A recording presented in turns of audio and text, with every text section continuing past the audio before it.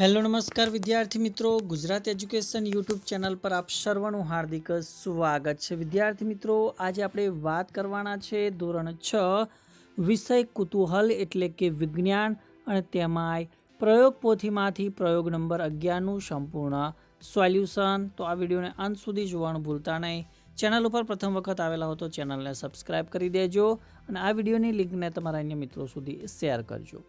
તો પ્રયોગ 11 જેનો હેતુ છે કે પાણીના બાષ્પીભવનનો દર પાણીની ખુલ્લી સપાટીના વિસ્તાર પર અને તાપમાન પર આધાર રાખે છે તે સાબિત કરવાનું છે। તો સૌપ્રથમ આપણે પાણીના બાષ્પીભવનનો દર પાણીની ખુલ્લી સપાટીના વિસ્તાર પર આધાર રાખે છે તે સાબિત કરતો પ્રયોગ આપણે કરીશું। આ પ્રયોગ કરવા માટે બોટલનું નાનું ઢાંકણું, થાળી અને પદાર્થોની અંદર પાણીની આવશ્યકતા રહેશે। તો અહીંયા વિદ્યાર્થી મિત્રો જે પ્રમાણેની આકૃતિ આપેલી છે જ પ્રમાણેની આકૃતિ તમારે અહીંયા પેન્સિલ વડે દોરવાની છે। તો મિત્રો આ જે પ્રયોગ છે એ પ્રયોગ કેવી રીતે કરીશું તેની આપણે પદ્ધતિ જોઈએ। તો સૌપ્રથમ તો બોટલના એક નાના ઢાંકણામાં પાણી લેવાનું, એક થાળીમાં એટલી જ માત્રામાં પાણી લેવાનું। અહીં થાળીમાં પાણી માટે ખુલ્લો વિસ્તાર વધારે છે। બંનેને એકબીજાની નજીક રાખો અને સ્ટોપ વોચ ચાલુ કરો। પાણીનું સંપૂર્ણ બાષ્પીભવન થાય તેની રાહ જુઓ। બંને કિસ્સામાં પાણીનું સંપૂર્ણપણે બાષ્પીભવન થવા માટે લાગતા સમય સ્ટોપ વોચમાં જોઈને નોંધો। થાળીમાંના પાણીનું સંપૂર્ણપણે બાષ્પીભવન ઝડપથી થાય છે કે નહીં એ જોવાનું છે। તો આ પ્રયોગ પરથી આપણે અવલોકન કરી શકીએ કે થાળીમાં પાણી બોટલના નાના ઢાંકણામાં રહેલા પાણી કરતાં વધુ ઝડપથી બાષ્પીભવન પામે છે। એટલે આ પ્રયોગ પરથી નિર્ણય લઈ શકાય કે ખુલ્લા વિસ્તારમાં પાણીનું બાષ્પીભવન ઝડપથી થાય છે।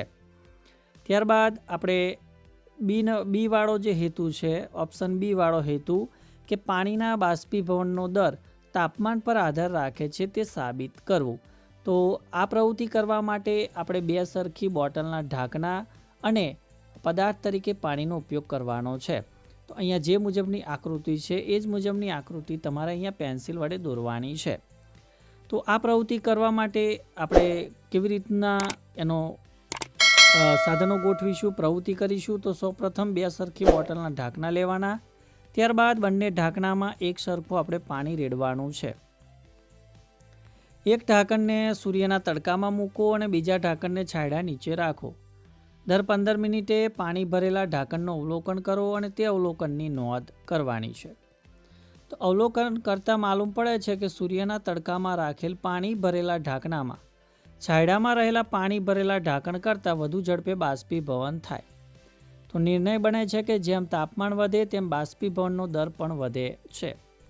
તો આ પ્રયોગ આધારિત જ્ઞાન ચકાસણીના કેટલાક જે પ્રશ્નો છે એ પ્રશ્નોનો આપણે સોલ્યુશન જોઈએ।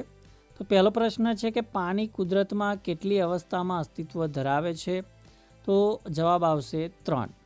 બીજું છે કે નીચેનામાંથી કયા પ્રવાહીનું બાષ્પીભવન ઝડપથી થાય? તો જવાબ આવશે આલ્કોહોલ।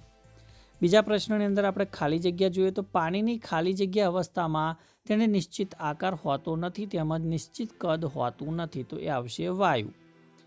બીજું છે કે બરફ એ પાણીની ખાલી જગ્યા અવસ્થા છે? તો જવાબ આવશે ઘન અવસ્થા છે। તો વિદ્યાર્થી મિત્રો, આ વિડીયોની અંદર આપણે ધોરણ 6 વિષય કુતૂહલ વિજ્ઞાન પ્રયોગ પોથીમાંથી પ્રયોગ 11નું સંપૂર્ણ સોલ્યુશન નિહાળ્યું। તો વિડીયો ચોક્કસથી તમને ગમ્યો જ હશે। તો વિડીયોને લાઇક કરી દેજો, શેર કરી દેજો અને ચેનલને સબસ્ક્રાઈબ કરી દેજો। થેન્ક યુ, આભાર।